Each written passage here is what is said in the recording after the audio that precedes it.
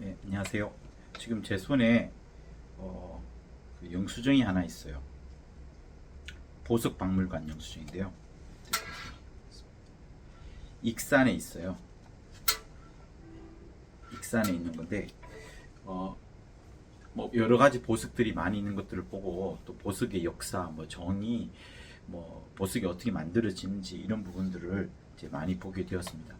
이제 청소하다가 이걸 발견해가지고 버리려고 하는 찰나에 그때 내가 제일 먼저 배웠던 부분들이 생각이 나서 여러분들한테 말씀드리려고 하는데요. 보석은 보석이 되려면 뭐 여러 가지가 있습니다. 희소성이 있어야 되고, 그러니까 일반 흔해 빠진 그런 돌들과는 확연히 차이가 나는 어떤 희소적인 가치가 있어야 되는 부분이 있고, 또 뭐 여러 가지가 있습니다.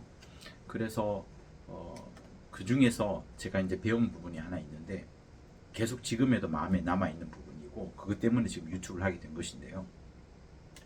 뭐 원석에서 이제 보석까지 가공하기 위한 여러 절차 이런 것도 있습니다. 근데 먼저 그걸 말씀드리고 싶군요. 여러분, 베레아는 시몬 김기동 목사님께서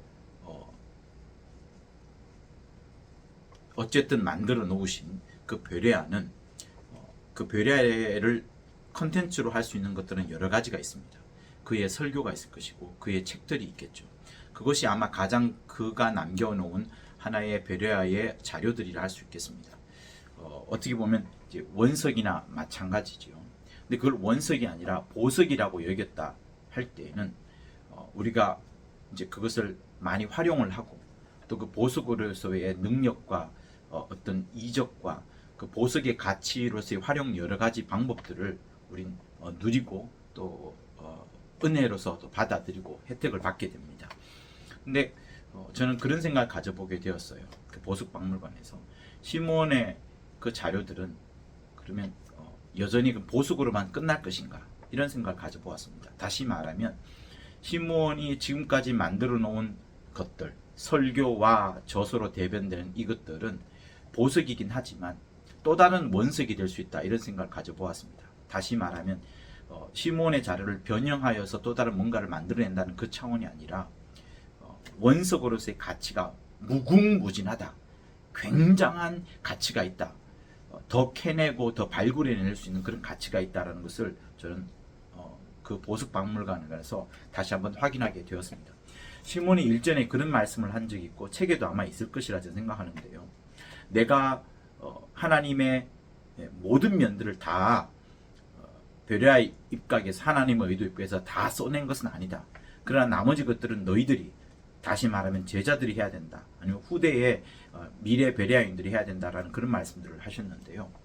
저는 보석박물관에 가서 그 보석들을 찬찬히 보면서 시몬의 저서와 설교는 진짜 보석인데 그 보석이 2022년 10월 22일로 끝나버린 것이 아니라 이후에도 계속돼야 되겠다라는 생각을 가져보게 되었고, 지금 그가 만들어 놓은 설교와 자료집들은 또 다른 원석이 되어서 우리 안에 계속 가공되어지고 또 계속해서 역사되어져야 된다는 그런 생각들을 가져보면서 하나님의 경륜은 멈추지 않고 계속된다는 그런 생각을 가져보게 되었습니다.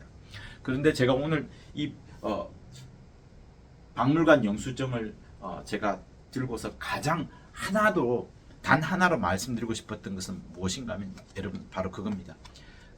보석은 반드시 휴대할 수 있어야 된다는 그 부분이에요.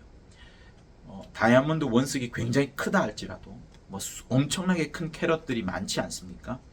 그렇지만 귀부인이 그것을 목걸이에 아니면 손목이나 이 손가락에 차고 다니지 않는 그 휴대성이 없다 그러면 그 보석으로서의 가치는 귀부인 입장에서는 매우 떨어진다.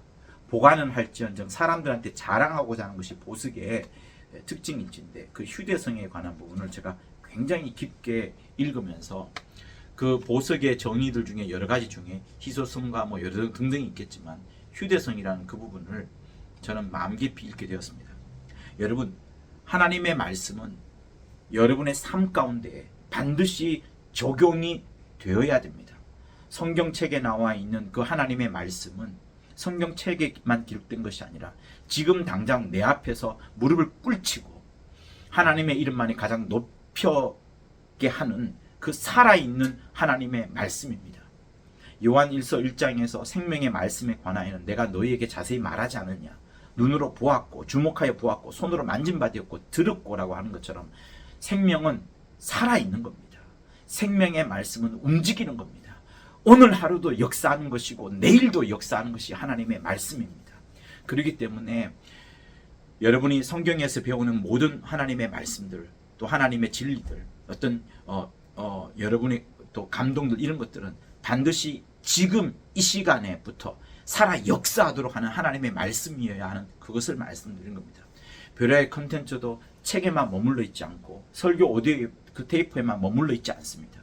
여러분의 심령 가운데 막 박혀들어서 여러분을 움직여내게 하고 귀신을 쫓아내게끔 하고 미혹의 영들을 박멸하게끔 저 멀리 내쫓는 그런 엄청난 권한과 권세가 있다는 것을 여러분 아시고, 여러분이 읽는 책들, 여러분이 사모하고 무릎 꿇는 성경책 앞에서 정말 하나님의 역사가 나타나도록 여러분 늘 살아 움직이는 것으로 정말 여러분 받아들였으면 하는 겁니다.